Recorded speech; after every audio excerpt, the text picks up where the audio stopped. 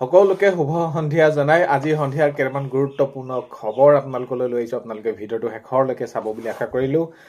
শেষত আপোনালোকৰ মন্তব্য কমেণ্টৰ জৰিয়তে জনাব আৰু সদায় কোৱাৰ দৰে চেনেলটোলৈ যদি আপোনালোক নতুনকৈ আহিছে ছাবস্ক্ৰাইব কৰাৰ লগতে কাষতে থকা বেল আইকনটো প্ৰেছ কৰি অল কৰি থ'ব, যাতে নতুন এটা ভিডিঅ' দিয়াৰ লগে লগে আপোনালোকে আগতীয়াকৈ চাবলৈ পায়। যদি ভিডিঅ'টো চাই ভাল পায় লাইক এটা কৰি দিব আৰু শ্বেয়াৰ কৰি দিব বুলি আশা কৰিলোঁ। আজি হৈছে 21 মাৰ্চ। আজি সন্ধিয়া খবৰকেইটা আপোনালোকে শেষলৈকে চাওক আৰু আপোনালোকৰ মন্তব্য জনাওক। প্ৰথমটো খবৰ হৈছে মুখ চালানি বুলি কোৱা কংগ্ৰেছৰ বাবে মিয়াহে লোকেল।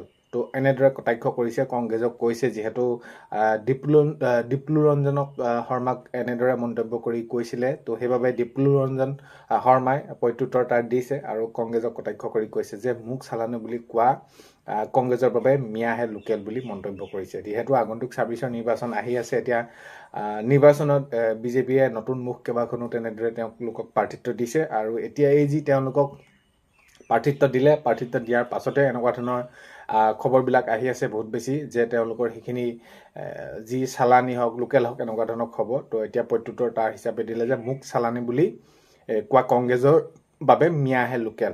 তো ডিপ্লু ৰঞ্জন শৰ্মাই এনেদৰে মন্তব্য কৰিছে। নেক্সটটো খবৰ হৈছে বিজেপি দলৰ সাংগঠনিক ভেটি দেখি মই অভিভূত।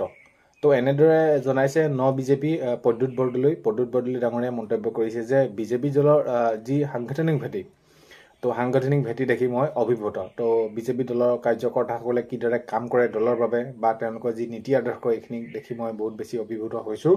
আৰু যিহেতু এতিয়া আপোনালোকে গমেই পায় আগন্তুক 26ৰ নিৰ্বাচনৰ বাবে তেওঁ দিছপুৰ সমষ্টিৰ পৰা প্ৰাৰ্থিত্ব পাইছে। তো এতিয়া আগন্তুক 26ৰ নিৰ্বাচনলৈ মাজত মাত্ৰ আৰু কেইটামান দিন, আৰু ইয়াৰ প্ৰাকখনত এতিয়া নিজ নিজ দলৰ হৈ নিজে নিজে সকলোখিনি তেওঁলোকৰ যি সাংগঠনিক ভেটি সবল কৰিবৰ বাবে প্ৰস্তুত কৰি আছে। নেক্সট খবৰ হৈছে মিত্ৰতাৰ বাবে সমষ্টিৰ লগতে প্ৰাৰ্থিত্ব হেৰুৱালে ডাক্তৰ হৰিকান্ত দাসে। তো সেইখিনি তেওঁ জনাইছে বা সকলোৱে জানিছে। এতিয়া এই যি মিত্ৰতা হ'ল, মিত্ৰতাৰ বাবে সমষ্টিৰ লগতে প্ৰাৰ্থিত্ব হেৰুৱালে ডাক্তৰ হৰিকান্ত দাসে। নেক্সট খবৰ হৈছে ঈদৰ দিনা শিৱসাগৰত ইছলাম ধৰ্মাৱলম্বী লোকসকলৰ ব্যক্তিক্ৰমী কাৰ্য।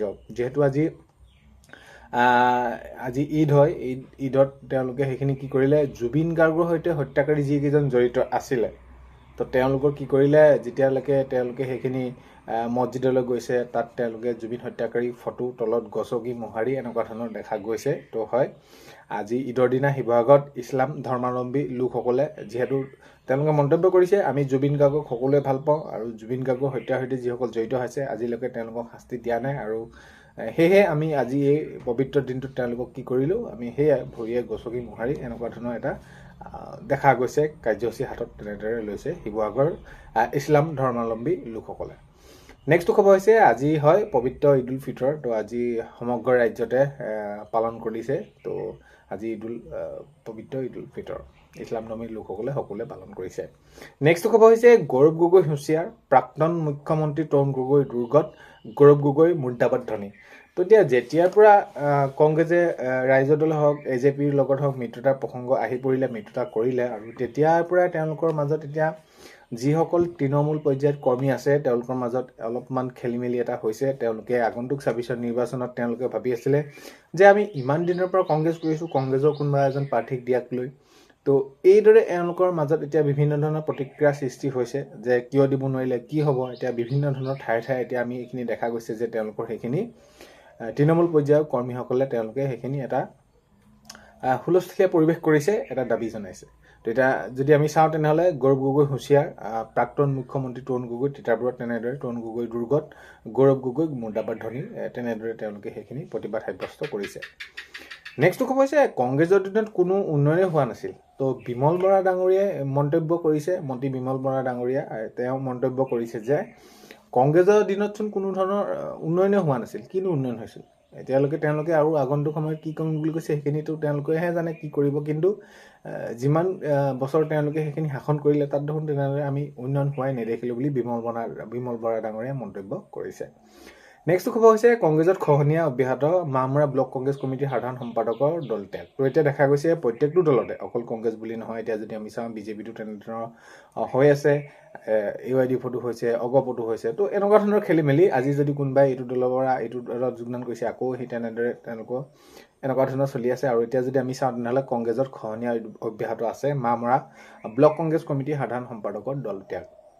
নেক্সট খবৰ হৈছে কামৰূপ মহানগৰ জিলা 5টা সমষ্টি 5টাই থাকিব NDA দখলত থাকিব বুলি কৈছে, মন্তব্য কৰিছে এনেদৰে বিজুলী কলিতা মেধি।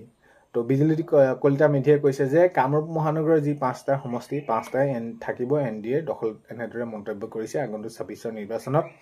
তো আমিয়ে জয় হ'ম বুলি এনেদৰে মন্তব্য কৰিছে বিজুলী কলিতা মেধিয়ে। নেক্সট খবৰ হৈছে অতুল বৰা বিজেপিতে আছে আৰু বিজেপিতে থাকিব। মাননীয় মুখ্যমন্ত্ৰী মহোদয়ে তেওঁ সাক্ষাৎ কৰাৰ পাছত তেওঁ সেইখিনি কয়। আৰু যিহেতু দিছপুৰ সমষ্টিৰ পৰা এইখিনি এতিয়া এবাৰ যি প্ৰাৰ্থিত্ব দিয়া নিদিয়ালৈ এইখিনি পিছৰ পৰ্যায়ত যেতিয়া নেকি প্ৰাৰ্থিত্ব তালিকা ঘোষণা হ'ল, তাৰ পিছৰ পৰ্যায়ত কেনেকুৱা ধৰণৰ মন্তব্য আগবঢ়াইছিলে অতুল গগৈ ডাঙৰীয়া, সেইখিনি আপোনালোকে অতুল বৰা ডাঙৰীয়া আপোনালোকে নিশ্চয় গম পাইছে। তো এতিয়া অতুল বৰা ডাঙৰীয়াৰ যি মন্তব্য আছিলে তাৰ পিছতে মাননীয় মুখ্যমন্ত্ৰী মহোদয় উপস্থিত হৈছে আৰু এতিয়া উপস্থিত হৈ সেইখিনি জনাইছে যে অতুল বৰা ডাঙৰীয়া বিজেপিতে আছে আৰু বিজেপিতে থাকিব বুলি মুখ্যমন্ত্ৰী মহোদয়ে মন্তব্য কৰিছে। নেক্সট খবৰ হৈছে নিৰ্বাচনৰ পূৰ্বে নিজ সমষ্টি বোকাখাতত ব্যস্ত মন্ত্ৰী অতুল বৰা। তো এতিয়া হয় দেখা গৈছে নিৰ্বাচনৰ পূৰ্বে তেওঁ নিজ সমষ্টি বোকাখাতত ব্যস্ত হৈ পৰিছে মন্ত্ৰী অতুল বৰা। নিজৰ সাংগঠনিক ভিত্তি সবল কৰিবৰ বাবে বা ভোটাৰৰ মন আকৰ্ষিত কৰিবৰ বাবে বা যিখিনি যেনেদৰে কাম কৰিলে যোৱা 5টা বছৰত আৰু আগন্তুক সময়তো কৰাৰ তেনেদৰে প্ৰতিশ্ৰুতিৰে ৰাইজৰ মাজলৈ গৈছে আৰু আজি দেখা গৈছে সেইখিনি বোকাখাতত নিৰ্বাচনৰ পূৰ্বে ব্যস্ত হৈ পৰিছে মন্ত্ৰী অতুল বৰা। নেক্সট খবৰ হৈছে বঙাইগাঁও বিজেপি প্ৰাৰ্থিত্ব বঞ্চিত চক্ৰধৰ গগৈ ক্ষোভ। তো এতিয়া হয় বঙাইগাঁৱত বিজেপি প্ৰাৰ্থিত্বৰ পৰা বঞ্চিত হ'ল চক্ৰধৰ দাসৰ সেইখিনি ক্ষোভ তেওঁ প্ৰকাশ কৰিছে আৰু দেখা যাব বুলি কৈছে আগন্তুক সময়ত কেনেকুৱা ধৰণৰ কি সিদ্ধান্ত গ্ৰহণ কৰিব পাৰি। নেক্সট খবৰ হৈছে প্ৰয়াত তৰুণ গগৈ চৰকাৰ লাগে নে হিমন্ত বিশ্ব শৰ্মা চৰকাৰ লাগে। তো গৌৰৱ গগৈ ডাঙৰীয়াই আজি এটা মন্তব্য কৰি কৈছে যে প্ৰয়াত তৰুণ গগৈ চৰকাৰ লাগে নে হিমন্ত বিশ্ব শৰ্মা চৰকাৰ লাগে, যিয়ে নেকি ভাগ কৰিছে সকলো জাতি বৰ্ণ লোকসকলক বা উন্নয়নৰ নামত কি কৰিব পাৰিছে। তো এইখিনি মন্তব্য ৰাখিছে গৌৰৱ গগৈ ডাঙৰীয়াই। নেক্সট খবৰ হৈছে মিয়াৰ ওচৰত ভোটৰ বাবে লুইন গৌৰৱৰ দৰে আঁঠু ল'ব নোৱাৰোঁ, পবিত্ৰ মাৰ্ঘেৰিটাই কটাক্ষ কৰি কৈছে লুইনজ্যোতি গগৈ অখিল গগৈ ডাঙৰীয়াক গৌৰৱ গগৈ ডাঙৰীয়াক। তো যেনেদৰে তেওঁলোকে মিয়াৰ ওচৰত বাবে আঁঠু ল'লে আমি কিন্তু আঁঠু ল'ব নোৱাৰোঁ বুলি পবিত্ৰ মাৰ্ঘেৰিটা ডাঙৰীয়াই মন্তব্য কৰিছে। নেক্সট খবৰ হৈছে গুৰু দক্ষিণা পৰ্টেলক লৈ বহুতে বহুতভাগে সুধি আছে। তেওঁলোকে আবেদন কৰোঁতে বহুতখিনি খেলি মেলি পাইছে বা তেওঁলোকে সেইখিনি যি নেকি ডকুমেণ্টবিলাক আপডেট কৰিবৰ বাবে দিছে সেইখিনি ভালদৰে হোৱা নাই। এতিয়া কথাটো হ'ল কি, এতিয়া কি হ'ব কি নহ'ব, কেনেকুৱা ধৰণৰ কেঞ্চেল হৈ থাকিলে বা যদি ডকুমেণ্টবিলাক আমি আপডেট কৰিব নোৱাৰোঁ তেনেদৰে কি হ'বগৈ আমাৰ। তো এতিয়া এইখিনি ক্ষেত্ৰত আপোনালোকক জনাব বিচাৰিছোঁ যে নিশ্চয় আপোনালোকৰ গুৰু দক্ষিণা পৰ্টেলটো আপডেট হ'ব, কিয়নো আপডেট নহ'লে আপোনালোকৰ এইখিনি প্ৰক্ৰিয়াখিনি আধৰুৱা হৈ থাকিব। তো সেইবাবে আপোনালোকৰ নিশ্চয় আপডেট হৈ গৈ থাকিব। যিদৰে প্ৰাধিকৰণ প্ৰক্ৰিয়াৰ যি পৰ্টেল আছিলে পৰ্টেলটো আপোনালোকৰ সেইখিনি তাত আপডেট আপোনালোকৰ হ'ল। তো আগন্তুক সময়ত আপোনালোকৰ গুৰু দক্ষিণা পৰ্টেল আপডেট হ'ব। নেক্সট খবৰ হৈছে নগাঁৱৰ ঈদগাহ ময়দানত ধুবুৰী সাংসদ ৰকিবুল হুছেইন। তো হয় আজি দেখা গ'ল নগাঁও ঈদগাহ ময়দানত ধুবুৰী সাংসদ ৰকিবুল হুছেইনে অংশগ্ৰহণ কৰে। নেক্সট খবৰ হৈছে কংগ্ৰেছৰ প্ৰাৰ্থী তালিকাত আধাখিনিয়ে মিয়া, এনেদৰে জনাইছে পবিত্ৰ মাৰ্ঘেৰিটাই কটাক্ষ কৰি কংগ্ৰেছক কৈছে যে কংগ্ৰেছৰ প্ৰাৰ্থী তালিকাত আধাখিনিয়ে মিয়া বুলি মন্তব্য কৰিছে পবিত্ৰ মাৰ্ঘেৰিটা ডাঙৰীয়াই। নেক্সট খবৰ হৈছে নিৰ্বাচনী প্ৰচাৰৰ বাবে দিনজোৰা কাৰ্যসূচীৰে মাজুলীত উপস্থিত গৌৰৱ গগৈ। তো আজি মাজুলীত উপস্থিত হ'ল গৌৰৱ গগৈ ডাঙৰীয়া নিজৰ যি দলৰ প্ৰচাৰ কৰিবৰ বাবে আজি দেখা গ'ল মাজুলীত উপস্থিত হৈছে গৌৰৱ গগৈ ডাঙৰীয়া, যিহেতু নিৰ্বাচনলৈ মাজত মাত্ৰ কেইটামান দিন। তো আজি 21 মাৰ্চৰ সন্ধিয়া খবৰ এইকেইটাই আপোনালোকক জনালোঁ। ভিডিঅ'টো আপোনালোকে শেষলৈকে চাই থকাৰ বাবে বহুতেই বেছি ধন্যবাদ। ভিডিঅ' আপোনালোকক প্ৰথমতে কোৱা যায় চেনেলটোলৈ যদি আপোনালোক নতুনকৈ আহিছে চেনেলটো ছাবস্ক্ৰাইব কৰাৰ লগতে কাষতে থকা বেল আইকনটো প্ৰেছ কৰি অল কৰি থ'ব, যাতে নতুন এটা ভিডিঅ' দিয়াৰ লগে লগে আপোনালোকে আগতীয়াকৈ চাবলৈ পায়।